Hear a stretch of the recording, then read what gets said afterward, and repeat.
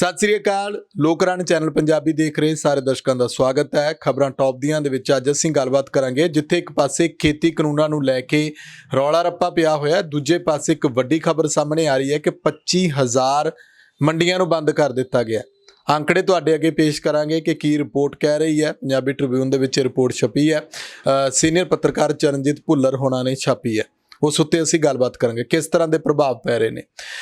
ਦੂਜੇ ਪਾਸੇ ਬੀਜੇਪੀ ਦੇ ਵਿੱਚ ਲਗਾਤਾਰ ਇਸ ਗੱਲ ਨੂੰ ਲੈ ਕੇ ਸੰਕਟ ਹੈ ਕਿ ਬੀਜੇਪੀ ਖਤਰੇ ਦੇ ਵਿੱਚ। ਮੋਦੀ ਸ਼ਾਹ ਦੀ ਜੋੜੀ ਤੋਂ ਅੱਕੇ ਹੋਏ ਨੇ ਬੀਜੇਪੀ ਦੇ ਸੀਨੀਅਰ ਲੀਡਰ, ਜਿਹੜੇ ਚਾਹੁੰਦੇ ਨੇ ਕਿ ਬੀਜੇਪੀ ਜਿਹੜੀ ਹੈ ਉਹ ਨਾ ਡੁੱਬੇ। ਉਹਨਾਂ ਦੇ ਵਿੱਚ ਸੁਬਰਾਮਨੀਅਮ ਸਵਾਮੀ ਦਾ ਨਾਮ ਲਗਾਤਾਰ ਸਾਹਮਣੇ ਆਉਂਦਾ। ਇੱਕ ਵਾਰ ਫਿਰ ਟਵੀਟ ਜਿਹੜੇ ਉਹਨਾਂ ਦੇ ਚਰਚਾ ਦੇ ਵਿੱਚ ਨੇ, ਉਹ ਕਹਿੰਦੇ ਨੇ ਕਿ ਅਡਾਨੀ ਨੂੰ ਸ਼ਹਿਰੀ ਹਵਾਬਾਜ਼ੀ ਮੰਤਰੀ ਕਿਉਂ ਨਾ ਬਣਾ ਦਿੱਤਾ ਜਾਵੇ, ਜਦੋਂ ਅਡਾਨੀ ਨੂੰ ਹਵਾਈ ਅੱਡਿਆਂ ਦੀ ਜਿਹੜੇ ਅਲਾਟ ਕੀਤੇ ਜਾਂਦੇ ਨੇ ਕਿ ਹਵਾਈ ਅੱਡੇ ਜਿਹੜੇ ਨੇ ਉਹ ਉਹਨਾਂ ਦਾ ਨਵੀਨੀਕਰਨ ਕਰਨ ਜਾਂ ਉਹਨਾਂ ਦੀ ਸਾਂਭ ਸੰਭਾਲ ਕਰਨ। ਦੂਜੇ ਪਾਸੇ ਸੁਬਰਾਮਨੀਅਮ ਸਵਾਮੀ ਇਹ ਵੀ ਗੱਲ ਕਹਿੰਦੇ ਨੇ ਕਿ ਪੱਛਮੀ ਬੰਗਾਲ ਦੇ ਵਿੱਚ ਚੋਣ ਮੈਨੀਫੈਸਟੋ ਜਾਰੀ ਕਰਨ ਦੇ ਲਈ ਗ੍ਰਹਿ ਮੰਤਰੀ ਅਮਿਤ ਸ਼ਾਹ ਜਾਂਦੇ ਨੇ। ਇਹ ਕਿੱਧਰ ਦਾ ਸੰਯੋਗ ਹੈ ਕਿ ਉੱਥੇ ਪੱਛਮੀ ਬੰਗਾਲ ਦੇ ਵਿੱਚ ਜਦੋਂ ਭਾਜਪਾ ਦੇ ਵੱਲੋਂ ਆਪਣਾ ਉੱਥੋਂ ਦਾ ਹੈੱਡ ਲਗਾਇਆ ਗਿਆ, ਪੱਛਮੀ ਬੰਗਾਲ ਦੇ ਵਿੱਚ ਇੰਚਾਰਜ ਲਗਾਏ ਹੋਏ ਨੇ, ਤਾਂ ਉਹ ਕਿਉਂ ਨਹੀਂ ਉੱਥੇ ਕਰਦੇ? ਇਹ ਪਾਰਟੀ ਦੇ ਪ੍ਰੋਟੋਕੋਲ ਦੇ ਉਲਟ ਜਾਂਦਾ ਕਿ ਗ੍ਰਹਿ ਮੰਤਰੀ ਜਾ ਕੇ ਉੱਥੇ ਕਰਦੇ ਨੇ। ਤਾਂ ਕਿਤੇ ਨਾ ਕਿਤੇ ਸਵਾਲ ਜਿਹੜਾ ਉਹ ਮੋਦੀ ਸ਼ਾਹ ਦੀ ਜੋੜੀ ਤੇ ਉੱਠਦਾ।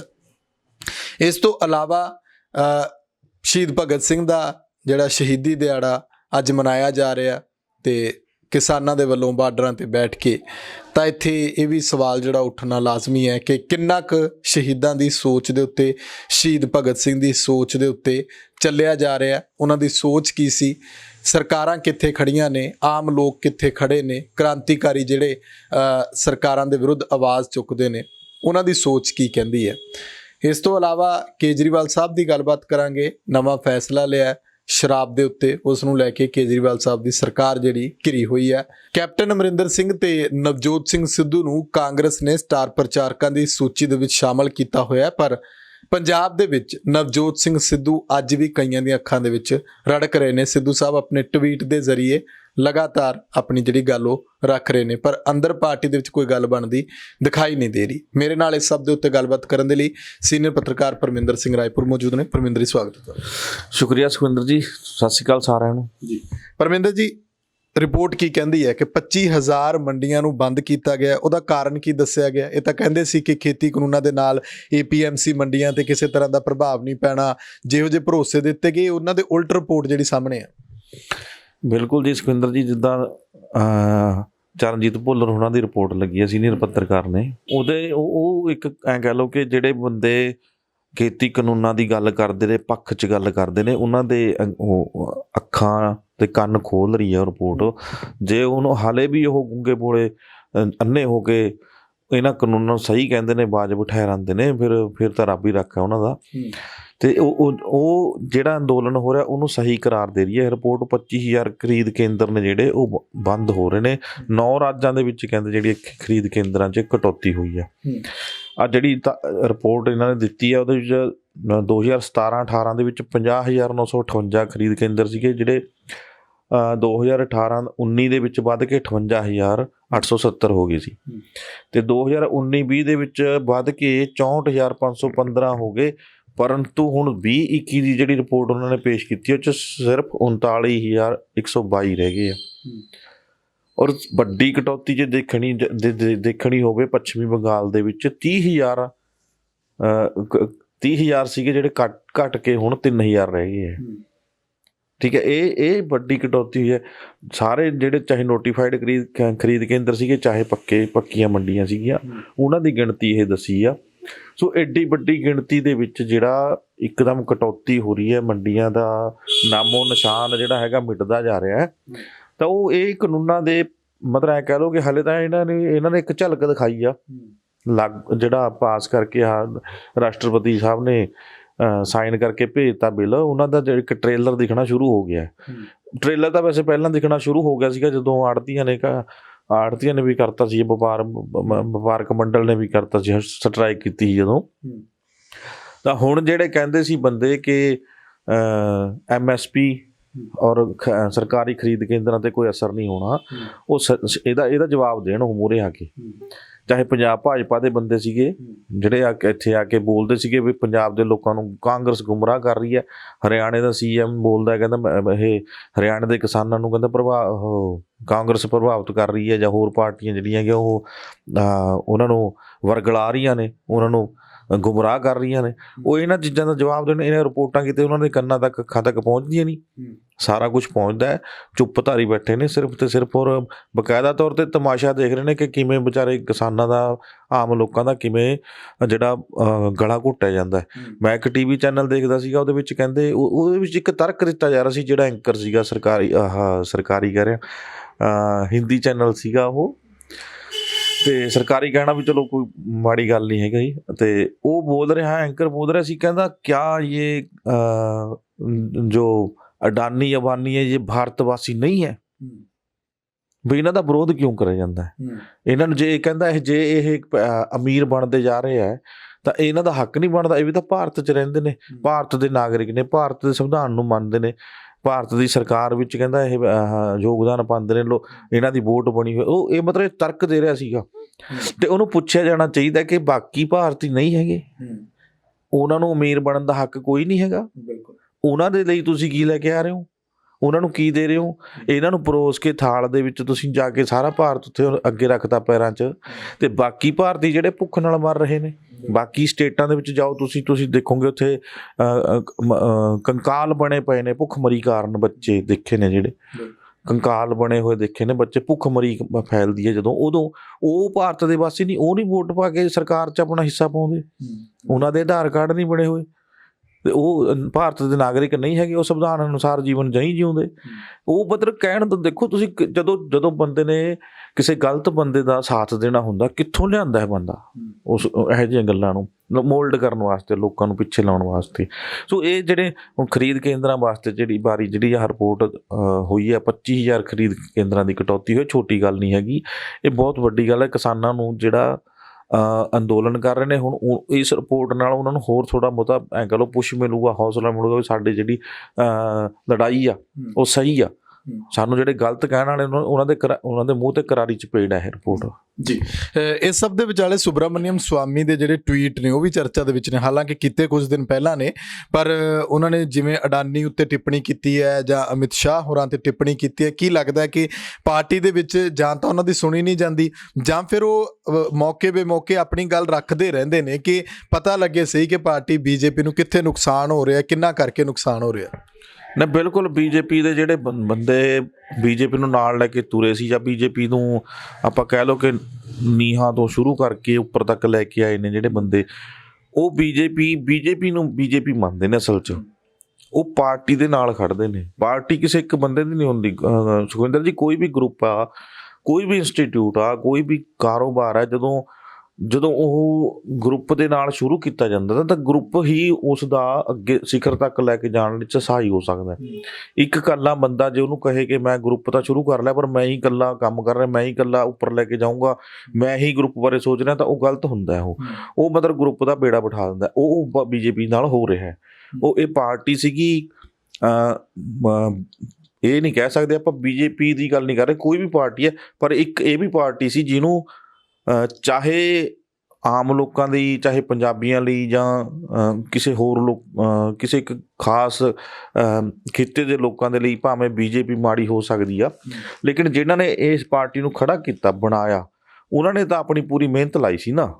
ਉਹ ਤਾਂ ਚਾਹੇ ਉਹਨਾਂ ਦੇ ਅਕੋਰਡਿੰਗ ਤਾਂ ਸਾਰਾ ਹੀ ਠੀਕ ਸੀਗਾ, ਚਾਹੇ ਉਹ ਰਾਸ਼ਟਰਵਾਦ ਦਾ ਏਜੰਡਾ ਸੀ, ਚਾਹੇ ਉਹ ਹਿੰਦੂ ਧਰਮ ਦਾ ਏਜੰਡਾ ਸੀ, ਚਾਹੇ ਰਾਮ ਦਾ ਮੁੱਦਾ ਸੀ, ਮੰਦਿਰ ਦਾ, ਜਾਂ ਜੋ ਵੀ ਮੁੱਦੇ ਉਹਨਾਂ ਨੇ ਲੈ ਕੇ ਤੁਰੇ ਸੀ, ਉਹਨਾਂ ਵਾਸਤੇ ਸਾਰਾ ਕੁਝ ਠੀਕ ਸੀ ਨਾ। ਉਹਨਾਂ ਨੇ ਤਾਂ ਆਪਣਾ ਖੂਨ ਪਸੀਨਾ ਬਹਾਇਆ, ਇੱਕ ਤਰ੍ਹਾਂ ਮਿਹਨਤ ਕਰੀ, ਜਿਹਨੂੰ ਕਹਿ ਲਓ ਕਿ ਮਿਹਨਤ ਕਰੀ ਪੂਰੀ ਦਿਨ ਰਾਤ ਇੱਕ ਕਰਕੇ ਪਾਰਟੀ ਨੂੰ ਇਸ ਲੈਵਲ ਤੇ ਲਿਆਂਦਾ।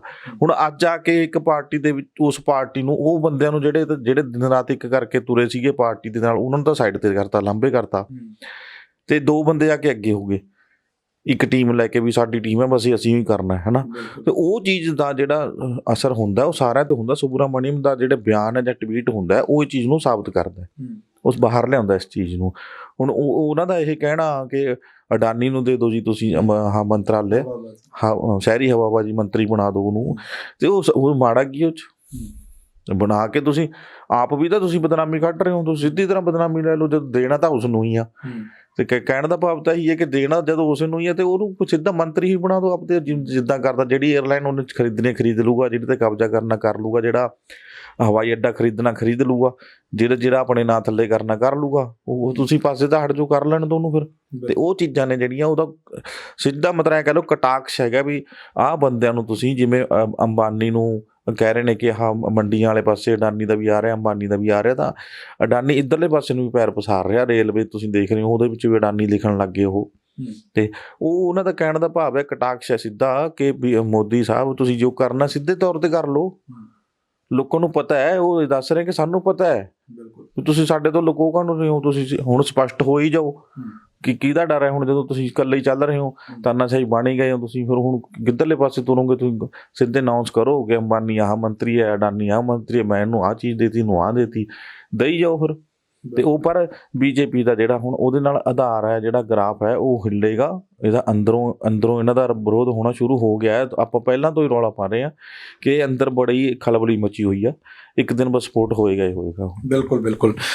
ਇਸ ਤੋਂ ਅੱਗੇ ਜੇ ਆਪਾਂ ਗੱਲ ਕਰੀਏ, ਸ਼ਹੀਦ ਭਗਤ ਸਿੰਘ ਦਾ ਸ਼ਹੀਦੀ ਦਿਹਾੜਾ ਕਿਸਾਨਾਂ ਤੇ ਸਰਕਾਰ ਦੇ ਵੱਲੋਂ, ਸਾਰਿਆਂ ਵੱਲੋਂ ਮਨਾਇਆ ਜਾ ਰਿਹਾ ਤਕਰੀਬਨ। ਪਰ ਇਸ ਸਭ ਦੇ ਵਿਚਾਲੇ ਜਦੋਂ ਕਿਹਾ ਜਾਂਦਾ ਕਿ ਸ਼ਹੀਦ ਭਗਤ ਸਿੰਘ ਦੀ ਸੋਚ ਤੇ ਪਹਿਰਾ ਦਿਆਂਗੇ ਠੋਕ ਕੇ, ਕਿੰਨਾ ਕੁ ਪਹਿਰਾ ਦਿੱਤਾ ਜਾਂਦਾ ਕਿਸਾਨਾਂ ਵੱਲੋਂ ਵੀ, ਆਮ ਲੋਕਾਂ ਵੱਲੋਂ ਵੀ, ਜੇ ਆਪਾਂ ਉੱਧਰੋਂ ਵੀ ਗੱਲ ਕਰੀਏ ਤੇ ਸਰਕਾਰਾਂ ਵੱਲੋਂ ਵੀ ਗੱਲ ਕਰੀਏ ਕਿ ਸਰਕਾਰਾਂ ਨੇ ਹੁਣ ਤੱਕ ਕੀ ਕੁਝ ਕੀਤਾ ਆਜ਼ਾਦੀ ਤੋਂ ਬਾਅਦ? ਦੇਖੋ ਜੀ, ਸਰਕਾਰਾਂ ਜਿੱਦਾਂ ਭਗਤ ਸਿੰਘ ਨੇ ਜਿਹੜਾ ਅਸੈਂਬਲੀ ਦੇ ਵਿੱਚ ਕਿਹਾ ਜਾਂਦਾ ਇੱਕ ਸੂਚਨਾ ਮਾਤਰ ਜਾਂ ਜੋ ਵੀ ਉਹਨਾਂ ਨੂੰ ਬੰਬ ਸਿੱਟ ਕੇ ਦੱਸਿਆ ਸੀਗਾ ਵੀ ਇੱਦਾਂ ਧਿਆਨ ਦਿਵਾਉਣ ਵਾਸਤੇ ਵੀ ਸਾਡਾ ਕੁਛ ਇੱਦਾਂ ਅੰਦੋਲਨ ਹੈ, ਜਿਹੜਾ ਸਰਕਾਰ ਉਹਦੇ ਵੱਲ ਧਿਆਨ ਦੇਵੇ, ਸਾਡੀ ਆਜ਼ਾਦੀ ਵਾਲੇ ਪਾਸੇ ਧਿਆਨ ਦੇਵੇ, ਜਾਂ ਇੱਕ ਸੂਚਕ ਮੰਨਿਆ ਜਾਂਦਾ ਉਹਨੂੰ ਬਹੁਤ ਸਾਰੀਆਂ ਗੱਲਾਂ ਦਾ। ਉਹਦੇ ਵਿੱਚ ਹਾਲਾਂਕਿ ਇਹ ਏਜੰਡਾ ਨਹੀਂ ਸੀ ਕਿ ਕਿਸੇ ਦਾ ਨੁਕਸਾਨ ਹੋਵੇ, ਕਿਉਂਕਿ ਐਡਾ ਪਾਵਰਫੁਲ ਹੈ ਨਹੀਂ ਸੀ ਬੰਬ ਉਹ। ਤੇ ਦੂਜੀ ਗੱਲ, ਉਹ ਸਰਕਾਰਾਂ ਨੇ ਉਹ ਚੀਜ਼ ਕੀਤੀ ਹੈ ਜਿਹੜੀ ਚੀਜ਼ ਜਦੋਂ ਭਗਤ ਸਿੰਘ ਹੋਰੀ ਅੰਦੋਲਨ ਕਰਦੇ ਸੀ, ਸੰਘਰਸ਼ ਕਰਦੇ ਸੀ, ਜਦੋਂ ਇਹਦਾ ਸੰਘਰਸ਼ ਚੱਲਦਾ ਸੀ, ਚਾਹੇ ਭਗਤ ਸਿੰਘ ਸੀ, ਚਾਹੇ ਸਰਦਾਰ ਊਧਮ ਸਿੰਘ ਸੀ, ਚਾਹੇ ਸਰਦਾਰ ਕਰਤਾਰ ਸਿੰਘ ਸਰਾਭਾ ਸੀਗੇ, ਜਦੋਂ ਉਸ ਵੇਲੇ ਦੀਆਂ ਸਰਕਾਰਾਂ ਨੇ ਅੰਦੋਲਨਕਾਰੀਆਂ ਦੇ ਉੱਤੇ ਜੋ ਕੀਤਾ, ਸਰਕਾਰ ਨੇ ਉਹਨਾਂ ਤੋਂ ਸਿੱਖਿਆ ਹੋਇਆ। ਅੱਜ ਵੀ ਸਰਕਾਰਾਂ ਉਹੀ ਕਰ ਰਹੀਆਂ ਨੇ। ਉੱਦਾਂ ਹੀ ਡੰਡੇ ਵੱਜਦੇ ਨੇ, ਉੱਦਾਂ ਹੀ ਗੋਲੀਆਂ ਚੱਲ ਜਾਂਦੀਆਂ ਨੇ, ਕੋਈ ਪਰਮਿਸ਼ਨ ਦੀ ਲੋੜ ਨਹੀਂ, ਕੋਈ ਜਵਾਬ ਦੀ ਲੋੜ ਨਹੀਂ।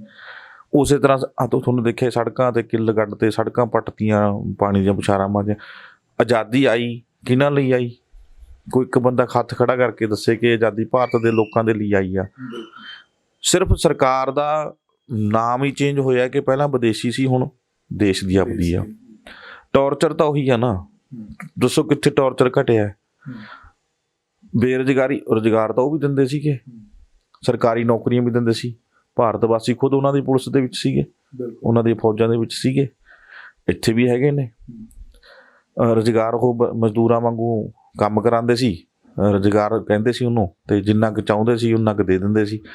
ਆਹ ਹੁਣ ਅਡਾਨੀ ਅੰਬਾਨੀ ਜਾਂ ਹੋਰ ਜਿਹੜੇ ਕਾਰਪੋਰੇਟ ਘਰਾਣੇ ਲਿਆ ਕੇ ਮਜ਼ਦੂਰ ਬਣਾਇਆ ਜਾ ਰਿਹਾ, ਤੇ ਇਹਨਾਂ ਨੂੰ ਜਿਵੇਂ ਉਹਨਾਂ ਦੀ ਮਰਜ਼ੀ ਹੋਊਗੀ ਉਹਨਾਂ ਕੁ ਇਹਨਾਂ ਨੂੰ ਭੱਤਾ ਦੇਈ ਜਾਣਗੇ। ਉਹ ਫਰਕ ਕਿਤੇ ਨਹੀਂ ਹੈਗਾ, ਸੋਚ 'ਚ ਫਰਕ ਕਿਤੇ ਨਹੀਂ ਹੈਗਾ। ਕੀ ਲੋਕਾਂ ਦੀ ਗੱਲ ਕਰ ਲਓ, ਲੋਕਾਂ ਦੀ ਸੋਚ ਬਦਲੀ ਕੋਈ? ਭਗਤ ਸਿੰਘ ਬਾਰੇ ਤੁਸੀਂ ਲੇਖ ਵੱਡੇ ਪੜ੍ਹ ਲਏ ਹੋਣੇ, ਲੋਕ ਲਿਖਦੇ ਵੀ ਹੈਗੇ ਨੇ, ਲੇਕਿਨ ਨਾ ਤਾਂ ਇਹ ਪਤਾ ਕਿ ਜਨਮ ਕਦੋਂ ਤੇ ਕਿੱਥੇ ਹੋਇਆ, ਨਾ ਫਾਂਸੀ ਕਦੋਂ ਕਿੱਥੇ ਹੋਈ, ਕੁਛ ਨਹੀਂ ਪਤਾ, ਵਿੱਚੋਂ ਕੁਛ ਨਹੀਂ ਹੁੰਦਾ ਉਹਦੇ। ਬਸ ਆਪਣੇ ਵਿਚਾਰ ਲਿਖ ਦਿੰਦੇ ਨੇ। ਉਹਨੇ ਬੜਾ ਵਿਦੇਸ਼ ਲਈ ਕੰਮ ਕਰਿਆ, ਸਾਡੇ ਲਈ ਮਿਸਾਲ ਹੈ ਜੀ, ਸਾਡੇ ਲਈ ਇੱਦਾਂ ਕਰਤਾ, ਜੇ ਉਹ ਨਾ ਹੁੰਦਾ ਐਂ ਹੋ ਜਾਂਦਾ, ਜੇ ਉਹਨੇ ਐਂ ਨਾ ਕਰਤਾ ਤਾਂ ਐਂ, ਜੇ ਉਹਨੇ ਆਹ ਕੀਤਾ ਤਾਂ ਸਾਡੇ ਦੀ ਅੱਜ ਅਸੀਂ ਆਜ਼ਾਦੀ ਹਾਂ, ਅੱਜ ਅਸੀਂ ਆਜ਼ਾਦ ਹਾਂ। ਅੱਜ ਆਜ਼ਾਦੀ ਕੀ ਹੈ? ਸਿਰਫ ਕੱਪੜੇ ਪਹਿਨਣ, ਖਾਣ ਪੀਣ ਦੀ ਆਜ਼ਾਦੀ ਹੈ। ਵੋਟ ਪਾਉਣ ਦੀ ਆਜ਼ਾਦੀ ਹੈ ਕਿਤੇ? ਆਜ਼ਾਦੀ ਕਿੱਥੇ ਹੁੰਦੀ ਤੁਸੀਂ ਦੱਸੋ? ਤੁਸੀਂ ਆਜ਼ਾਦੀ ਉੱਥੇ ਹੁੰਦੀ ਜਿੱਥੇ ਬੰਦਾ ਨਿਰਪੱਖ ਹੋ ਕੇ ਕੋਈ ਚੰਗਾ ਨੁਮਾਇੰਦਾ ਚੁਣਦਾ, ਆਗੂ ਚੁਣਦਾ, ਉਹਦੇ ਹੱਥ 'ਚ ਦੇਸ਼ ਦੀ ਵਾਗਡੋਰ ਫੜਾਉਂਦਾ। ਕੋਈ ਪੈਸੇ ਪਿੱਛੇ ਵਿਕਦਾ, ਕੋਈ ਕੁਰਸੀ ਪਿੱਛੇ ਵਿਕਦਾ, ਕੋਈ ਨਸ਼ੇ ਪਿੱਛੇ ਵਿਕ ਜਾਂਦਾ, ਵਿਕਦੇ ਆ। ਆਪਦੇ ਆਪ ਨੂੰ ਵੇਚ ਕੇ ਤੁਸੀਂ ਵੋਟ ਪਾਉਂਦੇ ਹੋ। ਆਜ਼ਾਦੀ ਕਾਹਦੀ ਆ? ਤੁਸੀਂ ਤਾਂ ਗੁਲਾਮੀ ਦਾ ਸੰਗਲ ਆਪ ਫੜ ਕੇ ਗਲ 'ਚ ਪਾ ਰਹੇ ਹੋ। ਇਹ ਆਜ਼ਾਦੀ ਨਹੀਂ ਹੈਗੀ। ਆਜ਼ਾਦੀ ਨੂੰ ਮੰਨਣਾ ਸਿੱਖ ਲਿਆ ਵੀ ਅਸੀਂ ਆਜ਼ਾਦੀ ਨੂੰ ਮੰਨਣਾ ਜੀ, ਅਸੀਂ ਕੁਝ ਵੀ ਬੋਲ ਦਈਏ, ਅਸੀਂ ਕਿਸੇ ਨੂੰ ਕੁਝ ਵੀ ਸੜਕ 'ਤੇ ਕੁੱਟ ਦਿਓ, ਮਾਰ ਦਿਓ, ਬਾਹਰ ਕਿਸੇ ਦਾ ਖੁੱਟ ਖੋਹ ਲਓ, ਲੁੱਟ ਲਓ। ਉਹੀ ਟੌਰਚਰ, ਉਹੀ ਜੇਲ੍ਹਾਂ, ਉਹੀ ਕਰਪਸ਼ਨ, ਉਹੀ ਸਰਕਾਰਾਂ, ਉਹਨਾਂ ਨੀਤੀਆਂ ਤੇ ਹੀ ਚੱਲ ਰਹੀਆਂ ਨੇ, ਕੋਈ ਬਦਲਾਅ ਨਹੀਂ ਹੈਗਾ। ਅੱਜ ਜਿਹੜਾ ਮਨਾ ਰਹੇ ਆ ਉੱਥੇ ਕਿਸਾਨ ਅੰਦੋਲਨ ਦੇ ਵਿੱਚ ਮਨਾਇਆ ਜਾ ਰਿਹਾ, ਉੱਥੇ ਜਥੇ ਦੇ ਜਥੇ ਜਾ ਰਹੇ ਨੇ ਨੌਜਵਾਨਾਂ ਦੇ ਬਸੰਤੀ ਰੰਗ ਦੀਆਂ ਪੱਗਾਂ ਬੰਨ੍ਹ ਕੇ। ਸਰਾਭੇ ਦੇ ਪਿੰਡੋਂ ਮਿੱਟੀ ਲੈ ਲਈ ਜੀ, ਊਧਮ ਸਿੰਘ ਦੇ ਪਿੰਡੋਂ ਮਿੱਟੀ ਲੈ ਲਈ ਜੀ, ਫਲਾਣੇ ਥਾਂ ਤੋਂ ਲੈ ਲਈਆਂ। ਇੱਦਾਂ ਉਹਨਾਂ ਚੀਜ਼ਾਂ ਦਾ ਉਦੋਂ ਤੱਕ ਕੋਈ ਫਰਕ ਨਹੀਂ ਪੈਂਦਾ ਸੁਖਵਿੰਦਰ ਜੀ, ਜਦੋਂ ਤੱਕ ਜਿਵੇਂ ਕਿਸਾਨ ਅੰਦੋਲਨ ਦੇ ਲਈ ਦ੍ਰਿੜ ਹੋ ਕੇ ਬੈਠੇ, ਐਵੇਂ ਤੁਸੀਂ ਆਪਣੇ ਘਰ ਘਰ ਦੇ ਵਿੱਚ ਬੈਠੋ ਦ੍ਰਿੜ ਹੋ ਕੇ ਕਿ ਅਸੀਂ ਸਰਕਾਰਾਂ ਚੇਂਜ ਕਰਨੀਆਂ ਨੇ, ਅਸੀਂ ਨਿਜ਼ਾਮ ਚੇਂਜ ਕਰਨਾ ਹੈ, ਅਸੀਂ ਕਰਪਟ ਬੰਦਿਆਂ ਨੂੰ ਅੱਗੇ ਲੈ ਕੇ ਹੀ ਨਹੀਂ ਆਉਣਾ, ਅਸੀਂ ਵੋਟ ਪਾਣੀ ਹੀ ਨਹੀਂ ਕਰਪਟ ਬੰਦਿਆਂ ਨੂੰ, ਅਸੀਂ ਵਿਕਣਾ ਹੀ ਨਹੀਂ। ਤੇ ਜਦੋਂ ਕਿਤੇ ਭ੍ਰਿਸ਼ਟਾਚਾਰ ਹੁੰਦਾ ਉਹਦੇ ਵਿਰੁੱਧ ਲਾਮਬੰਦ ਹੋਵੋ, ਚਾਹੇ ਛੋਟੇ ਲੈਵਲ ਤੇ ਹੋ ਰਿਹਾ। ਇਹ ਨਾ ਸੋਚੋ ਕਿ ਉਸ ਬੰਦੇ ਨਾਲ ਹੋਇਆ ਸੀ ਕੀ ਲੈਣਾ, ਠੀਕ ਹੈ। ਉਹ ਚੀਜ਼ਾਂ ਜਦੋਂ ਤੱਕ ਨਹੀਂ ਆਉਂਦੀਆਂ ਉਦੋਂ ਤੱਕ ਨਾ ਤਾਂ ਸ਼ਹੀਦ ਭਗਤ ਸਿੰਘ ਵਰਗਿਆਂ ਦੇ ਸੁਪਨਿਆਂ ਦਾ ਦੇਸ਼ ਬਣ ਸਕਦਾ ਹੈ, ਨਾ ਹੀ ਉਹਨਾਂ ਦੇ ਸੁਪਨੇ ਸਾਕਾਰ ਹੁੰਦੇ ਨੇ। ਸਿਰਫ ਗੱਲਾਂ ਨੇ, ਨਾਰੇ ਨੇ ਮਾਰੀ ਜਾਓ। ਬਿਲਕੁਲ। ਜਿਹੜੇ ਸੁਪਨੇ ਨਵਜੋਤ ਸਿੰਘ ਸਿੱਧੂ ਹੁਣੀ ਦਿਖਾਉਂਦੇ ਨੇ, ਉਹਨਾਂ ਨੂੰ ਕਿੱਦਾਂ ਦੇਖਦੇ ਹੋ? ਪੰਜਾਬ ਦੀ ਸਿਆਸਤ ਦੇ ਵਿੱਚ ਇੱਕ ਨਾਮ ਦਿੱਤਾ ਜਾਂਦਾ ਕਿ ਮਹਾਰਾਜਾ ਰਣਜੀਤ ਸਿੰਘ ਵਰਗਾ ਰਾਜ ਦਿਖਾ ਦਿਆਂਗੇ। ਕੈਪਟਨ ਸਾਹਿਬ ਦੇ, ਸਿੱਧੂ ਸਾਹਿਬ ਦੇ ਵਿੱਚ ਤਾਂ ਕੁਰਸੀ ਨੂੰ ਲੈ ਕੇ ਹੀ ਰੌਲਾ ਪਈ ਜਾਂਦਾ ਤੇ ਬਾਕੀ ਅੱਗੇ ਕੀ ਕਰਨਾ, ਸਟਾਰ ਪ੍ਰਚਾਰਕਾਂ ਦੀ ਸੂਚੀ ਦੇ ਵਿੱਚ ਸ਼ਾਮਲ ਹੋ ਜਾਂਦੇ ਨੇ। ਪਰ ਪੰਜਾਬ ਦੇ ਵਿੱਚ ਸਟਾਰ ਕੌਣ ਹੈ, ਇਹਨੂੰ ਲੈ ਕੇ ਛੱਛੋ ਪੰਜ ਹੈ। ਸਟਾਰ ਤਾਂ ਬਣਨਾ ਹਰ ਇੱਕ ਚਾਹੁੰਦਾ ਹੈ, ਸੇਵਾਦਾਰ ਬਣਨਾ ਬੜਾ ਔਖਾ, ਬਣ ਨਹੀਂ ਸਕਦਾ ਕੋਈ। ਮਹਾਰਾਜਾ ਰਣਜੀਤ ਸਿੰਘ ਦਾ ਰਾਜ ਕਿਹਾ ਜਾਂਦਾ, ਜਿੱਥੋਂ ਤੱਕ ਅਸੀਂ ਪੜ੍ਹਿਆ, ਅਸੀਂ ਆਪਾਂ ਇਹੀ ਪੜ੍ਹਦੇ ਆਏ ਆ ਕਿ ਪਰਜਾ ਦੇ ਵਿੱਚ ਜਾਂਦੇ ਸੀ, ਭੇਖ ਧਾਰ ਕੇ, ਰਾਜਾ ਬਣ ਕੇ ਨਹੀਂ ਜਾਂਦੇ ਸੀ। ਭੇਖ ਧਾਰ ਕੇ ਜਾਂਦੇ ਸੀ, ਪਤਾ ਕਰਦੇ ਸੀ ਵੀ ਕਿੱਥੇ ਕੀ ਪ੍ਰੋਬਲਮ ਹੈ, ਪਰਜਾ ਦੇ ਵਿੱਚ ਜਾ ਕੇ ਕਿੱਥੇ ਕੀ ਪ੍ਰੋਬਲਮ ਹੈ ਉਹਦੀ ਪ੍ਰੋਬਲਮ ਹੱਲ ਕਰਦੇ ਸੀ। ਜਦੋਂ ਕਹਿੰਦੇ ਕਿਤੇ ਪਤਾ ਲੱਗਿਆ ਸੀ ਕਿਤੇ ਮਾਈ ਨੂੰ ਕਿ ਮਹਾਰਾਜਾ ਰਣਜੀਤ ਸਿੰਘ ਆਇਓ, ਆਪਣਾ ਤਵਾ ਚੱਕ ਕੇ ਭੱਜੇ, ਇਹਦੇ ਪੈਰ ਨਾਲ ਘਸਾਣ ਲੱਗ ਗਈ। ਉਹ ਕਹਿੰਦਾ ਤੂੰ ਕੀ ਕਰਦੀ ਹੈ? ਕਹਿੰਦੀ ਮੈਂ ਸੋਚਿਆ ਤੁਸੀਂ ਪਾਰਸੋਂ ਤੇ ਮੇਰਾ ਤਵਾ ਸੋਨੇ ਦਾ ਹੋ ਜਾਊਗਾ ਤੁਹਾਡੇ ਨਾਲ ਘਸਾ ਕੇ। ਤੇ ਮਹਾਰਾਜ ਨੇ ਉਹਨੂੰ ਤੋਲਤਾ ਸੀ ਸੋਨੇ ਨਾਲੇ, ਠੀਕ ਹੈ। ਉਹ ਮਤਲਬ ਉਹ ਦੇਖਦੇ ਸੀ ਵੀ ਮੇਰੀ ਪਰਜਾ ਸੁਖੀ ਰਹੇ ਤਾਂ ਮੈਂ ਰਾਜਾ ਆਇਆ। ਉਰੇ ਹੁਣ ਪਹਿਲਾਂ ਦੇਖਦਾ ਕਿ ਮੈਂ ਕੁਰਸੀ, ਮੇਰੇ ਅੱਗੇ ਪਿੱਛੇ ਗੱਡੀਆਂ, ਤੇ ਮੈਂ ਲੋਕਾਂ ਦੇ ਡੰਡੇ ਮਾਰਦਾ ਲੰਘ ਜਾ ਸੜਕ ਤੋਂ, ਮੈਨੂੰ ਰਸਤਾ ਦੇਣ। ਮੈਂ ਪਰਜਾ ਦੇ ਵਿੱਚ ਨਾ ਖੜ ਜਾ। ਪਰਜਾ 'ਚ ਕਦੋਂ ਖੜਨਾ? ਜਦੋਂ ਵੋਟਾਂ ਆਉਣੀਆਂ, ਉਦੋਂ ਪੈਰੀਂ ਹੱਥ ਲਾਓ, ਉਹਨਾਂ ਦੇ ਘਰਾਂ 'ਚ ਵੜ ਜਾਓ, ਉਹਨਾਂ ਨੂੰ ਜੱਫੀਆਂ ਪਾ ਲਓ। ਉਹਨਾਂ ਵਰਗੇ ਜਿੱਥੇ ਉਹ ਗੰਦ 'ਚ ਬੈਠੇ ਨੇ, ਉਹਨਾਂ ਦੇ ਗੰਦ ਦੇ ਘਰ 'ਚ ਬੈਠ ਜਾਓ, ਰੋਟੀ ਖਾ ਲਓ, ਰੋਟੀ ਦੀ ਬੁਰਕੀ ਤੋੜ ਕੇ ਖਾ ਲਓ, ਠੀਕ ਹੈ। ਉਦੋਂ ਇਹ ਪਰਜਾ ਦੀ ਸਾਰ ਲੈਂਦੇ ਨੇ ਸਿਰਫ ਵੋਟ ਲੈਣ ਵਾਸਤੇ। ਉਹ ਤੋਂ ਬਾਅਦ ਤਾਂ ਤੁਸੀਂ ਸੜਕ 'ਤੇ ਖੜ ਕੇ ਤਾਂ ਦੇਖੋ, ਜਦੋਂ ਕਿਤੇ ਮੰਤਰੀ ਦਾ, CM ਦੀ ਗੱਡੀ ਲੰਘਦੀ ਹੈ, ਪੂਰੀ ਦੀ ਪੂਰੀ ਸੜਕ ਸੀਲ ਕਰ ਦੀ ਜਾਂਦੀ ਆ। ਐਂਬੂਲੈਂਸ ਤੱਕ ਨਹੀਂ ਲੰਘਣ ਦੇ ਦਿੰਦੇ, ਉਹ ਸਾਈਡ ਰਸਤਾ ਬਦਲ ਦਿੰਦੇ, ਚੇਂਜ ਕਰ ਦਿਓ ਜੀ, ਇਹ ਤਾਂ ਸੜਕ ਖਾਲੀ ਆ ਰੱਖਣੀ ਆ, CM ਨੇ ਲੰਘਣਾ। ਤੇ ਇਹ ਥੋੜ੍ਹੀ ਮਹਾਰਾਜਾ ਰਣਜੀਤ ਸਿੰਘ ਵਰਗੇ ਬਣਨਾ ਬੜਾ ਔਖਾ ਹੈ। ਚਾਹੇ ਸਿੱਧੂ ਬੋਲਦਾ, ਚਾਹੇ ਅਮਰਿੰਦਰ ਸਿੰਘ ਬੋਲਦਾ, ਚਾਹੇ ਬਾਦਲ ਬੋਲਦੇ ਨੇ, ਕੋਈ ਉਹਨਾਂ ਵਰਗਾ ਰਾਜ ਨਾ ਆਇਆ ਨਾ ਆਉਣਾ ਕਦੇ, ਉਹ ਭੁੱਲ ਜਾਣੇ। ਸਿਰਫ ਨਾਮ ਵਰਤਦੇ ਨੇ ਕਿਸੇ ਰਾਜ ਦੇ ਦਾਂਗੇ। ਕੋਈ ਕਹਿੰਦਾ ਰਾਜ ਨਹੀਂ ਸੇਵਾ ਆ। ਕਿਹੜਾ ਰਾਜ ਨਹੀਂ ਸੇਵਾ ਦਾ? ਤੁਸੀਂ ਦੱਸ ਦਿਓ ਕੋਈ ਇੱਕ ਕੰਮ ਕੀਤਾ ਹੋਵੇ ਵੀ ਰਾਜ ਨਹੀਂ ਸੇਵਾ ਦਾ, ਲੋਕਾਂ ਨੂੰ ਪਤਾ ਲੱਗਿਆ ਹੋਵੇ ਸੱਚੀ ਮੁੱਚੀ ਯਾਰ ਰਾਜ ਨਹੀਂ, ਇਹ ਤਾਂ ਸੇਵਾ ਆ। ਸੇਵਾ ਕਿਹਦੀ ਕਰਦੇ ਨੇ? ਆਪਣੇ ਪਰਿਵਾਰ ਦੀ ਕਰਦੇ ਨੇ। ਸੋ ਉਹ ਚੀਜ਼ਾਂ ਜਿਹੜੀਆਂ ਹੈਗੀਆਂ ਸੁਖਵਿੰਦਰ ਜੀ, ਮਹਾਰਾਜਾ ਰਣਜੀਤ ਸਿੰਘ ਨਾਲ ਤੁਲਨਾ ਕਰਨੀ ਵੱਡੀ ਗੱਲ ਆ। ਆਪਣੇ ਆਪ ਦੀ ਕਰਦੇ ਨੇ ਤਾਂ ਐਂ ਕਹਿ ਲਓ ਕਿ ਬੇਵਕੂਫੀ ਕਰਦੇ ਨੇ। ਸਟਾਰ ਪ੍ਰਚਾਰਕ ਬਣੇ ਹੋਏ ਨੇ, ਪੱਛਮੀ ਬੰਗਾਲ 'ਚ ਜਾਣਾ ਜਾਂ ਕਿਸੇ ਹੋਰ ਜਾਣਾ, ਕਿਸੇ ਦੇ ਸਟੇਟ ਦੇ ਵਿੱਚ ਜਾਣਾ, ਉੱਥੇ ਬਣ ਜਾਂਦੇ ਨੇ। ਪਰ ਇੱਥੇ ਤਾਂ ਕੈਪਟਨ ਅਮਰਿੰਦਰ ਸਿੰਘ ਕਹਿੰਦੇ ਕਿ ਮੈਂ ਹੀ ਸਟਾਰ ਪ੍ਰਚਾਰਕ ਹਾਂ, ਮੈਂ ਹੀ CM ਹਾਂ। ਸਿੱਧੂ ਦੌੜ 'ਚ ਲੱਗਿਆ ਹੈ ਕਿ ਕਿਵੇਂ ਕੈਪਟਨ ਨੂੰ ਢਾਹ ਕੇ ਥੱਲੇ ਕਰਿਆ ਜਾਵੇ, ਮੈਂ ਉੱਤੇ ਆ ਜਾਵਾਂ, ਠੀਕ ਹੈ ਜੀ। ਹੋਰ ਕੋਈ ਰੌਲਾ ਨਹੀਂ ਹੈਗਾ, ਰੌਲਾ ਸਿਰਫ ਕੁਰਸੀ ਦਾ। ਜੇ ਸੱਚੀ ਮੁੱਚ ਆਪਾਂ ਪਹਿਲਾਂ ਵੀ ਗੱਲਾਂ ਕਰਦੇ ਹਾਂ, ਭਲਾ ਕਰਨ ਵਾਸਤੇ ਤੁਹਾਨੂੰ ਚਿੱਕੜ 'ਚ ਤਾਂ ਵੜਨਾ ਹੀ ਪੈਣਾ। ਚਿੱਕੜ 'ਚ ਵੜ ਕੇ ਤੁਸੀਂ ਇਹ ਥੋੜ੍ਹੀ ਸੋਚੋਗੇ ਵੀ ਮੈਂ ਗੰਦਾ ਹੋਣੋਂ ਬਚ ਜਾ, ਵੀ ਮੈਂ ਤਾਂ ਹੀ ਸਾਫ਼ ਰਹਿ ਸਕਦਾ ਜਾਂ ਸਫਾਈ ਕਰ ਸਕਦਾ। ਤੁਸੀਂ ਬੜੇ ਹੋ, ਡਰ ਰਹੇ ਹੋ ਚਿੱਕੜ ਤੋਂ, ਤੁਸੀਂ ਸਾਫ਼ ਕਰਦੇ ਜਾਓ, ਮਹਿਕਮੇ ਸਾਫ਼ ਕਰਦੇ ਚਲੇ ਜਾਓ। ਤੁਹਾਨੂੰ ਆਪਣੇ ਆਪ ਲੋਕ CM ਮੰਨਣ ਲੱਗ ਜਾਣਗੇ। ਤੇ ਤੁਸੀਂ ਕੈਪਟਨ ਨਾਲ ਤਾਂ ਬਸ ਲੜਾਈ ਚੱਲ ਰਹੀ ਹੈ। ਉਹ CM ਹੈਗੇ ਨੇ, ਉਹਨੂੰ ਪਾਰਟੀ ਹਾਈ ਕਮਾਂਡ ਨੇ CM ਦਾ ਉਹਦਾ ਦਿੱਤਾ ਹੋਇਆ, ਆਗੂ ਬਣਾਇਆ ਹੋਇਆ, ਉਹਦੀ ਚੱਲਦੀ ਆ। ਤੁਹਾਡੀ ਕਿੰਨੀ ਕੁ ਪਾਰਟੀ ਮੰਨਦੀ ਆ ਪਰ ਹਾਈ ਕਮਾਂਡ ਉਹ ਤੁਸੀਂ ਦੱਸ ਸਕਦੇ ਹੋ। ਜੇ ਕਿਸੇ ਦੀ ਪਾਰਟੀ ਹਾਈ ਕਮਾਂਡ ਮੰਨਦੀ ਹੁੰਦੀ ਹੈ ਸੁਖਵਿੰਦਰ ਜੀ, ਕੋਈ ਜਥੇਬੰਦੀ ਦਾ ਆਗੂ ਹੈ ਜਿਹੜਾ, ਉਹ ਜਿਹਦੇ ਕੋਲ ਅਹੁਦੇ ਦੇਣ ਦੀ ਅਧਿਕਾਰ ਜਾਂ ਜਿਹਦੇ ਕੋਲ ਰਾਈਟ ਹੁੰਦੇ ਨੇ, ਅੱਧਾ ਮਿੰਟ ਲੱਗਦਾ ਹੈ। ਇਹ ਤੋਂ ਸਮਝ ਲੈਣਾ ਚਾਹੀਦਾ ਸਿੱਧੂ ਨੂੰ ਕਿ ਕਾਂਗਰਸ ਦੇ ਵਿੱਚ ਰਹਿ ਕੇ ਹਾਲੇ ਤੱਕ ਨਾ ਤਾਂ ਪਾਰਟੀ ਹਾਈ ਕਮਾਂਡ ਪੂਰੀ ਤਰ੍ਹਾਂ ਉਹਨਾਂ 'ਤੇ ਭਰੋਸੇਯੋਗ ਹੈਗੀ ਹੈ, ਭਰੋਸਾ ਰੱਖਦੀ ਆ, ਕੈਪਟਨ ਨੇ ਤਾਂ ਰੱਖਣਾ ਕੀ ਆ। ਜੇ ਰੱਖਦੀ ਹੁੰਦੀ ਤਾਂ ਕੈਪਟਨ ਹਾਈ ਕਮਾਂਡ ਦੀ ਮੋੜ ਨਹੀਂ ਸਕਦਾ। ਡਿਪਟੀ ਸੀਐਮ ਹੁਣ ਨੂੰ ਕਦੋਂ ਦਾ ਬਣ ਜਾਣਾ ਸੀਗਾ। ਔਰ ਸਥਾਨਕ ਸਰਕਾਰਾਂ ਵਿਭਾਗ ਹੀ ਨਹੀਂ ਵਾਪਸ ਲੈ ਸਕੇ। ਕਿੰਨੀ ਕੁ ਮੰਨਦੇ ਹੋ ਹਾਈ ਕਮਾਂਡ ਉਹਨਾਂ ਦੀ, ਇਹ ਤਾਂ ਤੁਸੀਂ ਸੋਚ ਸਕਦੇ ਹੋ ਕੀ ਮੰਨਦੀ ਹੋਊਗੀ। ਸਿਰਫ ਰੌਲਾ ਹੀ ਹੈ, ਟਵੀਟ ਕਰ ਲਿਆ ਜਾਂ ਪ੍ਰਿੰਕਾ ਗਾਂਧੀ ਨਾਲ ਜਾਂ ਰਾਹੁਲ ਨਾਲ ਫੋਟੋ ਖਿੱਚ ਕੇ ਪਾਤੀ, ਲੋਕਾਂ ਦੇ ਵਿੱਚ ਪ੍ਰਭਾਵ ਹੈ, ਹੋਰ ਕੋਈ ਐਡੀ ਵੱਡੀ ਖਾਸ ਗੱਲ ਨਹੀਂ ਹੈ ਸਿੱਧੂ ਵਾਸਤੇ। ਬਿਲਕੁਲ। ਆਖਰੀ ਖਬਰ ਹੈ ਕਿ ਕੇਜਰੀਵਾਲ ਸਾਹਿਬ ਦੇ ਸਰਕਾਰ ਵੱਲੋਂ ਲਏ ਫੈਸਲੇ, ਹਾਲਾਂਕਿ ਸਰਕਾਰ ਤਾਂ ਜਿਵੇਂ ਕਹਿ ਲਓ ਕਿ ਖੋਖਲੀ ਕਰ ਦਿੱਤੀ। ਜਿਹੜਾ ਲੋਕ ਸਭਾ ਦੇ ਵਿੱਚ ਸੰਸਦ ਦੇ ਵਿੱਚ ਬਿੱਲ ਆਇਆ, ਭਗਵੰਤ ਮਾਨ ਸਾਹਿਬ ਨੇ ਬੜੀਆਂ ਦੁਹਾਈਆਂ ਪਾਈਆਂ ਕਿ ਇਹ ਤਾਂ ਪਹਿਲਾਂ ਹੀ ਚਾਹੁੰਦੇ ਸੀ ਕਿ ਵਾਇਸਰਾਏ ਦੀ ਆਤਮਾ ਆ ਗਈ ਇਹਨਾਂ ਦੇ ਵਿੱਚ ਤੇ ਇਹਨਾਂ ਨੇ ਹੁਣ ਸਾਰਾ ਕੁਝ ਹਥਿਆ ਲਿਆ। ਪਰ ਫਿਰ ਵੀ ਸਰਕਾਰ ਫੈਸਲੇ ਲੈਂਦੀ ਜਾ ਰਹੀ ਹੈ। ਉਹਨਾਂ ਨੇ ਸ਼ਰਾਬ ਨੂੰ ਲੈ ਕੇ ਇੱਕ ਫੈਸਲਾ ਲਿਆ, ਉਹਨੂੰ ਕਿੱਦਾਂ ਦੇਖਦੇ ਹੋ? ਕੀ ਸਾਰੀਆਂ ਸੂਬਾ ਸਰਕਾਰਾਂ ਨੂੰ ਇੰਪਲੀਮੈਂਟ ਕਰਨਾ ਚਾਹੀਦਾ ਜਾਂ ਫਿਰ ਇੱਕ ਸਿਆਸੀ ਫੈਸਲਾ ਹੀ ਹੈ ਕਿ ਲੋਕਾਂ ਨੂੰ ਲੁਭਾਉਣ ਦੇ ਲਈ ਇੱਕ ਵਾਅਦਾ ਕੀਤਾ ਗਿਆ? ਇੱਕ ਲੋਕਾਂ ਦੇ ਵਿੱਚੋਂ ਚਰਚਾ ਚੱਲੇ ਕਿ ਕੇਜਰੀਵਾਲ ਸਾਹਿਬ ਨੇ ਕਿਹੋ ਜਿਹਾ ਫੈਸਲਾ ਲਿਆ, ਬਾਕੀ ਸਰਕਾਰਾਂ ਕਿਉਂ ਨਹੀਂ ਲੈਂਦੀਆਂ? ਇਹਦੇ ਨਾਲ ਫਰਕ ਕੀ ਪੈਣਾ? ਇੱਕ ਪਾਸੇ ਤਾਂ ਤੁਸੀਂ ਨਸ਼ੇ ਦੇ ਵਿਰੋਧੀ ਹੋ, ਠੀਕ ਹੈ, ਦੂਜੇ ਪਾਸੇ ਤੁਸੀਂ ਆਹ ਚੀਜ਼ਾਂ 21 ਸਾਲ ਕਰਤੀ ਜੀ, 25 ਤੋਂ ਘਟਾ ਕੇ। ਤੇ ਨੌਜਵਾਨ ਵਰਗ ਹੈ, ਇਸ ਉਮਰ ਦਾ ਨੌਜਵਾਨ ਹੀ ਵਰਗ ਹੁੰਦਾ ਨਾ। ਨੌਜਵਾਨ ਵਰਗ ਹਮੇਸ਼ਾ ਦੇਸ਼ ਦਾ, ਆਪਾਂ ਕਿਹਾ ਜਾਂਦਾ ਕਿ ਦੇਸ਼ ਦਾ ਇਹ ਫਿਊਚਰ ਹੈ, ਭਵਿੱਖ ਹੈ, ਇਹਨੂੰ ਮੰਨਿਆ ਜਾਂਦਾ। ਉਹਨੂੰ ਤੁਸੀਂ ਹੋਰ ਖੁੱਲ੍ਹ ਦੇ ਰਹੇ ਹੋ। ਜਿਵੇਂ ਬਾਦਲ ਸਾਹਿਬ ਨੇ ਕਿਹਾ ਸੀਗਾ ਵੀ ਸ਼ਰਾਬ ਦਾ ਨਸ਼ਾ ਹੈ ਹੀ ਨਹੀਂ, ਸ਼ਰਾਬ ਨੂੰ ਕੱਢ ਹੀ ਦਿੱਤਾ ਸੀ, ਨਸ਼ੇ ਦੀ ਸੂਚੀ ਚੋਂ ਹੀ ਕੱਢਤਾ ਸੀਗਾ।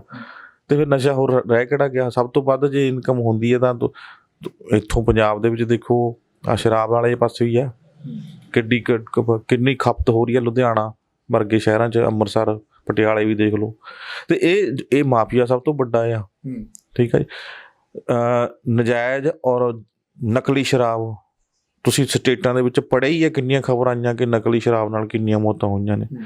ਇੱਕ ਪਾਸੇ ਤੁਸੀਂ ਲੀਗਲੀ ਛੂਟ ਦੇ ਰਹੇ ਹੋ, ਨਕਲੀ ਸ਼ਰਾਬ ਪੀ ਕੇ ਜੇ ਉਹ ਨੌਜਵਾਨਾਂ ਦੇ ਹੱਥਾਂ 'ਚ ਆਉਂਦੀ ਹੈ, 21 ਸਾਲ ਦੇ ਉਮਰ ਦੇ ਬੱਚਿਆਂ ਦੇ ਹੱਥ 'ਚ ਆਉਂਦੀ ਆ, ਤਾਂ ਉਹ ਜੇ ਉਹਨਾਂ ਦੀ ਸਿਹਤ ਨੂੰ ਜਾਂ ਖੁਦਾ ਨਾ ਖਾਸਤਾ ਜੇ ਉਹਨਾਂ ਦੀ ਜਾਨ ਨੂੰ ਕੋਈ ਖੌਅ ਬਣ ਜੇ ਕਿਸੇ ਤਰ੍ਹਾਂ ਜਾਂ ਚਲੀ ਜਾਵੇ ਜਾਨ, ਕੌਣ ਜ਼ਿੰਮੇਵਾਰ ਆ?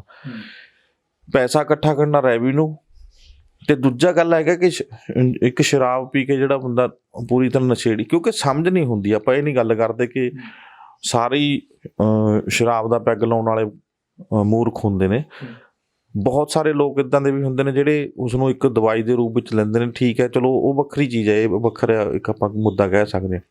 ਪਰ ਜਿਹੜੀ ਇਸ ਉਮਰ ਦੇ ਵਿੱਚ, ਅਲੜ ਉਮਰ ਦੇ ਵਿੱਚ ਕਿਸੇ ਨੂੰ ਕੁਛ ਪਤਾ ਨਹੀਂ ਹੁੰਦਾ, ਇਹਦੀ ਤਾਦਾਦ ਨਹੀਂ ਪਤਾ ਹੁੰਦੀ, ਇਹਦੀ ਲਿਮਟ ਨਹੀਂ ਪਤਾ ਹੁੰਦੀ, ਇਹਦੀ ਮਾਤਰਾ ਨਹੀਂ ਪਤਾ ਹੁੰਦੀ ਕਿ ਕਿੰਨੀ ਕਿ ਲੈਣੀ ਹੈ, ਕਿੰਨੀ ਕੁ ਜਾਇਜ਼ ਹੈ। ਤੇ ਉਹ ਜੇ ਜ਼ਿਆਦਾ ਪੀ ਕੇ ਰੋਡ ਐਕਸੀਡੈਂਟ ਵਗੈਰਾ ਹੋਣਗੇ, ਠੀਕ ਹੈ। ਤੇ ਦੂਜੀ ਗੱਲ ਹੈਗੀ ਹੈ ਆਪਸੀ ਲੜਾਈਆਂ, ਕ੍ਰਾਈਮ ਵੀ ਵੱਧ ਸਕਦਾ ਹੈ। ਤੇ ਤੀਜੀ ਗੱਲ ਇਹ ਹੈਗੀ ਕਿ ਉਹ ਬੰਦਾ ਜਦੋਂ ਲਿਮਟ ਕ੍ਰੋਸ ਕਰਕੇ ਪੀਂਦਾ ਹੈ, ਫਿਊਚਰ ਜਿਹਨੂੰ ਮੰਨਦੇ ਆਪਾਂ, ਤੇ ਉਹ ਕੀ ਸਵਾਰੇਗਾ ਦੇਸ਼ ਦਾ, ਕੀ ਪੜ੍ਹੇਗਾ, ਕੀ ਲਿਖੇਗਾ? ਉਹ ਇਹ ਚੀਜ਼ਾਂ ਹੋਣੀ ਤਾਂ ਬੈਨ ਚਾਹੀਦੀ ਹੁੰਦੀ ਸੀ। ਇਹ ਬੈਨ ਚਾਹੀਦੀ ਸੀ ਕਿ ਜਿਹੜੇ ਨੌਜਵਾਨ ਨੇ ਉਹ ਇਹਨਾਂ ਚੀਜ਼ਾਂ ਤੋਂ ਪਰੇ ਰਹਿਣ। ਸਿਹਤ ਔਰ ਸਿੱਖਿਆ ਦੇ ਉੱਤੇ ਜ਼ੋਰ ਦਿੱਤਾ ਜਾਂਦਾ ਉਹਨਾਂ ਦੀ, ਕਿ ਉਹਨਾਂ ਨੂੰ ਫ੍ਰੀ ਪੜ੍ਹਾਇਆ ਜਾਊਗਾ। ਜਿਨ੍ਹਾਂ ਦੇ 80% 85% ਨੰਬਰ ਆਉਂਦੇ ਨੇ, ਜਾਂ ਗਰੀਬ ਬੱਚੇ ਨੇ ਜਿਹੜੇ ਬਿਲਕੁਲ ਜਿਨ੍ਹਾਂ ਕੋਲ ਆਮਦਨ ਨਹੀਂ, ਉਹਨਾਂ ਦੇ 60-70% ਵੀ ਨੰਬਰ ਆਉਂਦੇ ਨੇ, ਉਹਨਾਂ ਦੇ ਲਈ ਉੱਚ ਸਿੱਖਿਆ ਫ੍ਰੀ ਕੀਤੀ ਜਾਊਗੀ। ਉਹਨਾਂ ਨੂੰ ਵਜ਼ੀਫਾ ਦਿੱਤਾ ਜਾਊਗਾ, ਉਹਨਾਂ ਨੂੰ ਪੈਸਾ ਦਿੱਤਾ ਜਾਊਗਾ, ਕਿਤਾਬਾਂ ਦਿੱਤੀਆਂ ਜਾਣਗੀਆਂ। ਉਹਨਾਂ ਦੀ ਸਿਹਤ ਨਾਲ ਜੇ ਕੋਈ ਗੱਲਬਾਤ ਹੁੰਦੀ ਹੈ ਤਾਂ ਫ੍ਰੀ ਇਲਾਜ ਹੋਣਗੇ। ਉਹ ਚੀਜ਼ਾਂ ਦੀ ਲੋੜ ਹੈ, ਨਾ ਕਿ ਇਹ ਨਸ਼ਾ ਵਾਲੇ ਪਾਸੇ। ਇਹ ਤਾਂ ਇੱਕ ਰੈਵਨਿਊ ਇਕੱਠਾ ਕਰਨ ਦਾ, ਲੋਕਾਂ ਨੂੰ ਭਰਮਾਉਣ ਦਾ, ਜਾਂ ਆਪਣੇ ਆਪ ਨੂੰ ਚਰਚਾ ਦੇ ਵਿੱਚ ਲੈ ਕੇ ਆਉਣ ਦਾ ਇੱਕ ਵਸੀਲਾ ਆ ਇੱਦਾਂ ਦੇ ਬਿਆਨ ਦੇਣੇ। ਤੇ ਬਿਆਨ ਤਾਂ ਨਹੀਂ ਖੈਰ, ਇਹ ਤਾਂ ਲਾਗੂ ਕਰਨਗੇ ਹੀ ਕਰਨਗੇ।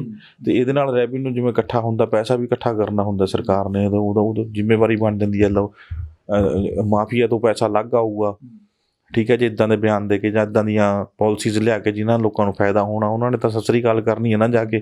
ਸੋ ਉਹ ਚੀਜ਼ਾਂ, ਉਹ ਪੈਸਾ ਕਿੱਥੇ ਵਰਤਿਆ ਜਾਊਗਾ, ਇਹ ਵੀ ਸਭ ਨੂੰ ਪਤਾ ਹੀ ਹੈ। ਬਹੁਤ ਸਾਰੀਆਂ ਗੱਲਾਂ ਹੁੰਦੀਆਂ ਨੇ, ਇਕੱਲਾ ਬਿਆਨ ਨਹੀਂ ਹੁੰਦਾ, ਇਹਦੇ ਪਿੱਛੇ ਬਥੇਰਾ ਕੁਛ ਲੁਕਿਆ ਹੁੰਦਾ। ਸੋ ਲੋਕਾਂ ਨੂੰ ਸਮਝਣ ਦੀ ਲੋੜ ਹੈ ਕਿ ਇੱਦਾਂ ਦੇ ਬਿਆਨ ਜੇ ਆਉਂਦੇ ਨੇ, ਇਹਨਾਂ ਦੀਆਂ ਪਾਲਿਸੀਆਂ ਜੇ ਇੱਦਾਂ ਦੀਆਂ ਆਉਂਦੀਆਂ ਨੇ ਤਾਂ ਕਿਉਂ ਆਉਂਦੀਆਂ ਨੇ, ਇਹਨਾਂ ਪਿੱਛੇ ਨੁਕਸਾਨ ਕਿਹਦਾ, ਤੇ ਫਾਇਦਾ ਕਿਹਦਾ ਹੈ। ਬਿਲਕੁਲ ਬਿਲਕੁਲ ਲੋਕਾਂ ਨੂੰ ਸ਼ਾਇਦ ਇਸ ਗੱਲ ਦਾ ਅੰਦਾਜ਼ਾ ਹੋ ਗਿਆ ਹੋਣਾ ਕਿ ਜਿਵੇਂ ਸਰਕਾਰਾਂ ਫੈਸਲੇ ਲੈਂਦੀਆਂ ਨੇ, ਇੱਕ ਪਾਸੇ ਤਾਂ ਸ਼ਰਾਬੀਆਂ ਦਾ ਖਿਆਲ ਰੱਖਣਾ ਹੁੰਦਾ, ਦੂਜੇ ਪਾਸੇ ਜਿਹੜੇ ਸਿਆਸੀ ਲੋਕਾਂ ਦੀਆਂ ਜਿਹੜੀਆਂ ਭਾਈਵਾਲੀਆਂ ਨੇ, ਇਹਨਾਂ ਦੇ ਵਿੱਚ ਕਈ ਸਿੱਧੇ ਤੌਰ ਦੇ ਉੱਤੇ ਜਿਹੜਾ ਸ਼ਰਾਬ ਫੈਕਟਰੀਆਂ ਚਲਾਉਂਦੇ ਨੇ। ਸਭ ਨੂੰ ਪਤਾ ਪੰਜਾਬ ਤੇ ਦਿੱਲੀ ਜਾਂ ਪੂਰੇ ਮੁਲਕ ਦੇ ਵਿੱਚ ਕਿਹਦੀ ਹਿੱਸੇਦਾਰੀ ਕਿੱਥੇ ਆ, ਉਸ ਦਾ ਵੀ ਖਿਆਲ ਕਿਤੇ ਨਾ ਕਿਤੇ ਰੱਖਣਾ ਪੈਂਦਾ ਸਰਕਾਰਾਂ ਨੂੰ। ਇਜਾਜ਼ਤ ਦਿਓ, ਆਪਣੇ ਵਿਚਾਰ ਕਮੈਂਟ ਜ਼ਰੂਰ ਕਰਿਓ। ਲੋਕ ਰਾਣੇ ਚੈਨਲ ਪੰਜਾਬੀ ਨੂੰ ਸਬਸਕ੍ਰਾਈਬ ਕਰੋ। ਧੰਨਵਾਦ।